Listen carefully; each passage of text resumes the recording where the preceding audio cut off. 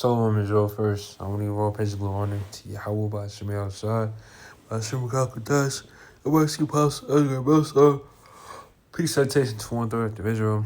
And for this lesson, I want to do a video going into the topic of in the day of thy power, outside of in the day of thy power. All right, because ultimately, in that power, when the Lord gives his men that power, it's game over. You know, all mouths gonna be stopped. Those around you giving you hell, or you talking shit. Shit talking. Everything's going to stop, right?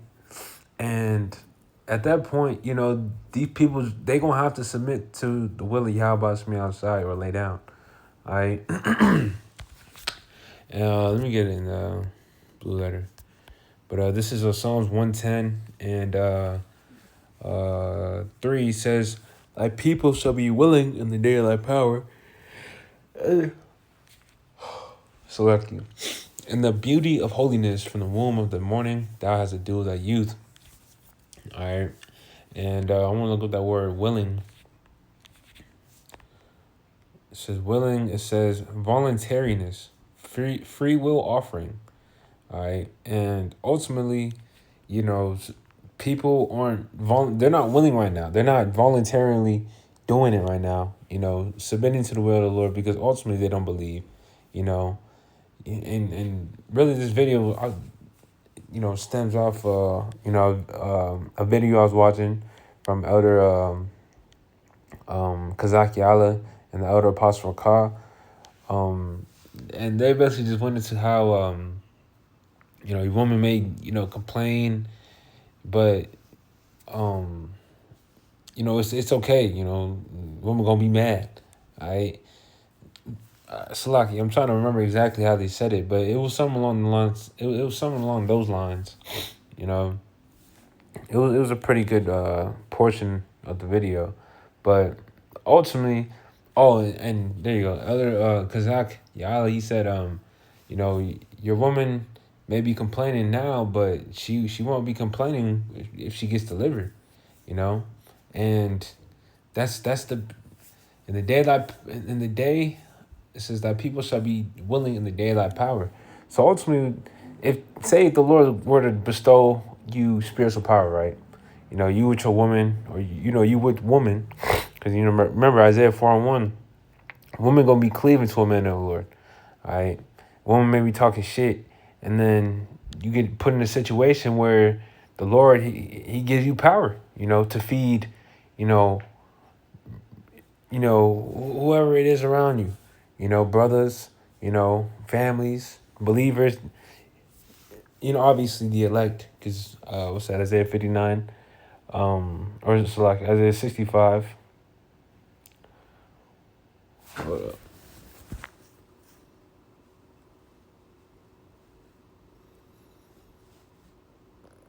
Might be Jerry.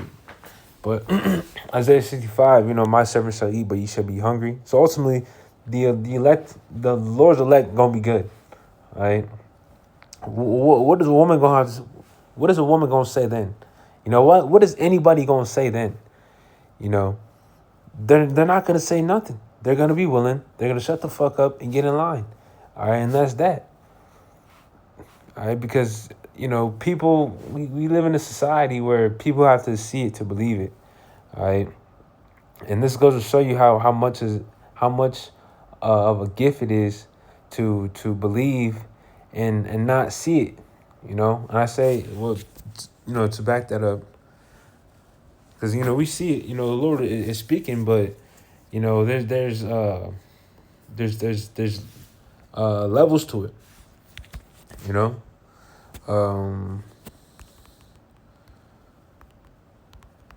Was that bodily eyes? Or I think, yeah, this is it. It says John 20:28. I started at 26. John 20:26. It says, and after 8 days again, his disciples were within, and Thomas with them. Then came, Then came Yahushua, the doors being shut, and stood in the midst and said, "Peace be unto you." Shalom. This is after the resurrection of Yahushua. And it says, then said he to Thomas, reach hither thy finger, and behold my hands, and reach hither thy hand, and thrust it into my side, and be not faithless, but believing. And Thomas answered and said unto him, my Lord and my power. Yahushua said unto him, Thomas, because thou hast seen me, thou hast believed. Blessed are they that have not seen him, and yet have believed. All right, so, we give all praise to the Lord, Yahweh Shemel Shai, that we believe, this truth, believe these prophecies. Fucking demon, bro. But let me keep reading. It says, and many other signs truly did Yahweh Shai in the presence of his disciples, which are not written in this book.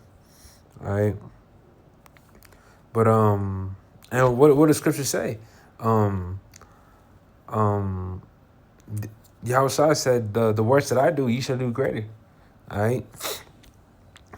And I just read, I was reading earlier, and the account of Yahweh Shai turning water into wine. Like, bro, these are miracles that the Lord is going to bestow upon his men. All right. And people going to see it and believe it. All right.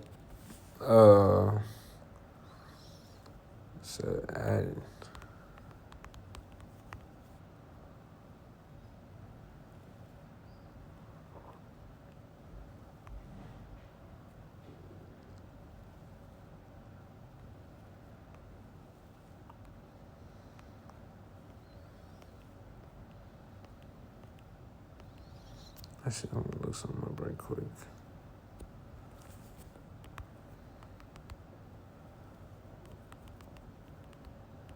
This is a rhetorical question, but were souls added to the church apostles?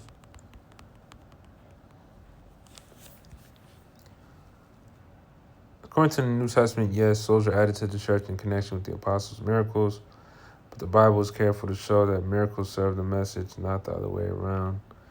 It basically it was proof in a.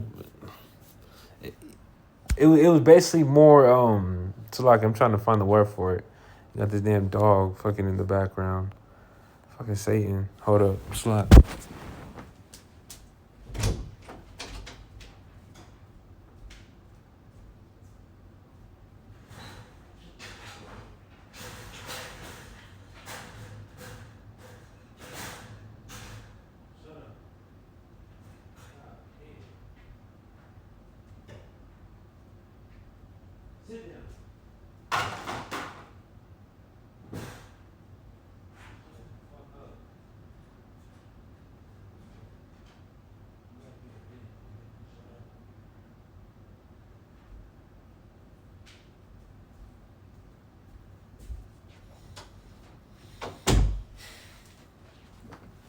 It's a lot.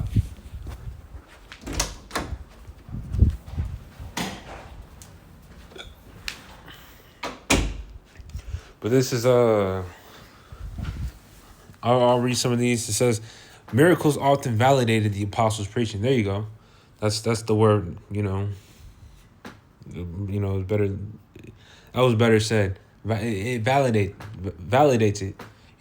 Confirmed it. It confirmed the word of the Lord. The Lord said that these things are gonna happen.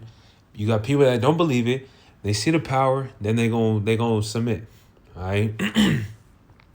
It says Acts 2:41. It says, after Peter's sermon, following the miracle of Pentecost, then they that gladly received his word were baptized. And the same day there were added unto them about 3,000 souls. Acts 3:4, the third and fourth chapter. It says Peter heals the lame man at the temple. The miracle draws a crowd. Peter preaches Yahushua.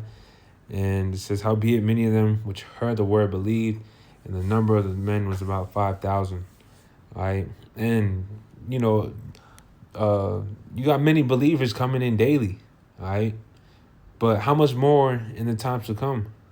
How much more when, because not every man has the same, level. Not every man has the same level of faith. All right. You're going to have elect members that are going to come in at the last hour, because they're going to see the miracles and they're going to believe, cold-heartedly, It says, Acts 5 and 12, it says, and by the hands of the apostles were many signs and wonders wrought among the people, and believers were the more added to the Lord, multitudes both of men and women. It says, Acts 8 and 6 through 12. It says, Philip's miracles in Samaria led people to heed the preaching of Yahushua and be baptized. All right. So right now, it's a speaking thing now. All right. But the Lord, he's going to endow his men with that power. All right. Hold on, let me keep reading. It says, the text consistently shows that miracles attracted attention, preaching produced faith.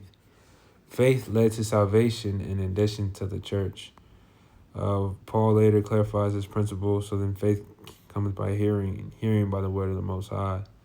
It says, for the Jews require a sign, and the Greeks seek out the wisdom, but we preach Yahushua crucified. It says that yes, souls are added when apostles perform miracles, but miracles were signs pointing to Yahushua, not the source of salvation.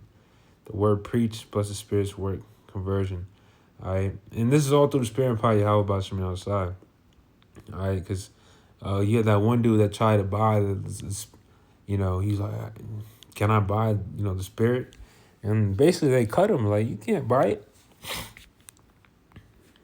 But,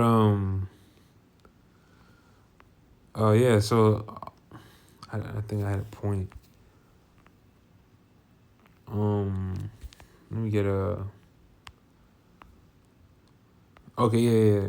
Because, right now it's a speaking thing, but soon the Lord, he's about to turn his men up.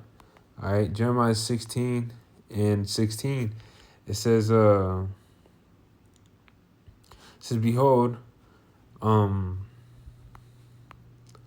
was reading that, but behold, I was sent from many fishers, saith the Lord, and they shall fish them. And who are the fishers? The teachers, the prophets, the teachers fishing for the elect. It says, the fuck is on these animals, bro? It says, and after I was sent from many hunters, and they shall hunt them from every mountain and from every hill and out of the holes of the rocks.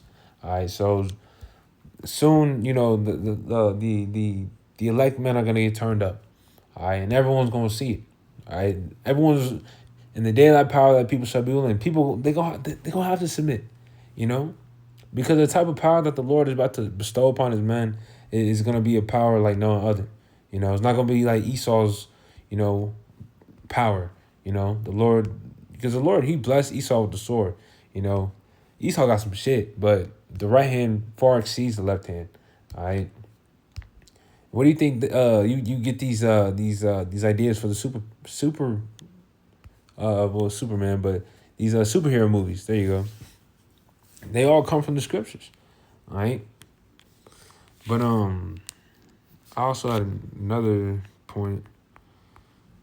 It's Luke 23.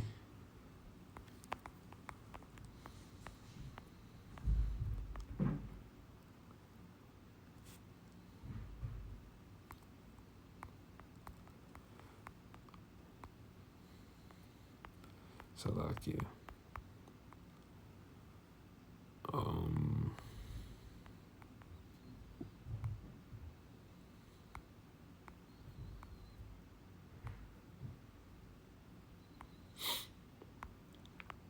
Luke 23 and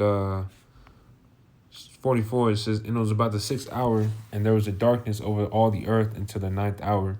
And the sun was darkened, and the veil of the temple was rent in the midst. And when Yahushua had cried with a loud voice, he said, Father, into thy hands I commend my spirit. And having said thus, he gave up the spirit, he gave up the ghost. Now when the centurion saw what was done, he glorified the Most High, saying, certainly this was a righteous man. And all the people that came together to that sight, beholding the things which were done, smote their breasts and returned.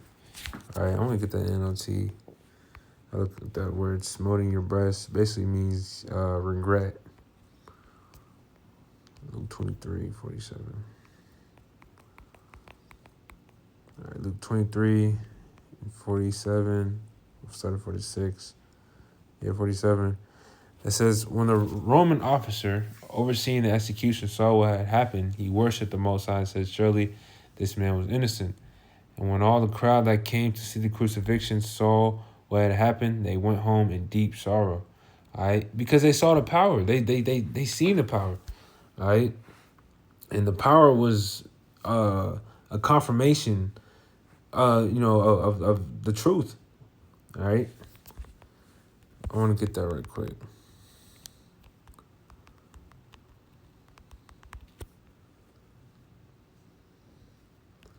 Mark 16 and 17, it says, and these signs shall follow them that believe.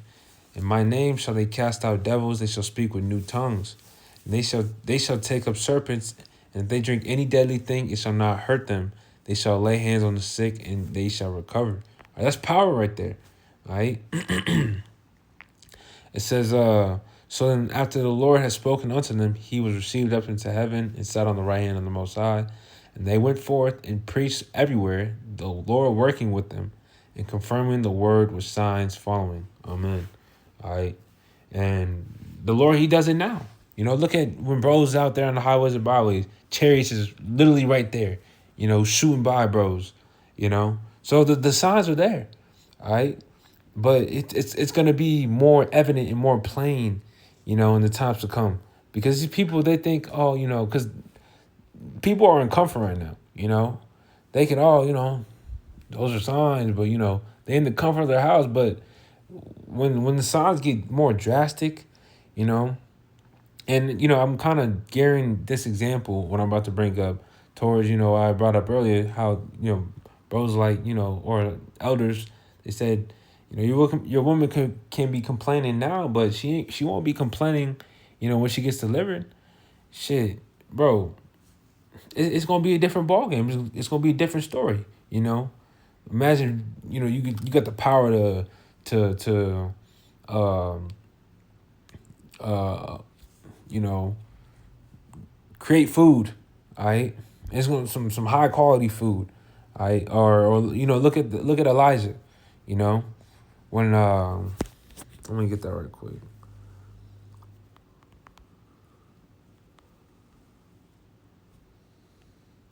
All right, this is 1 Kings 17, and this is beautiful. This is all spirit. Saying 1 Kings 17 and 11. All right, this is talking about.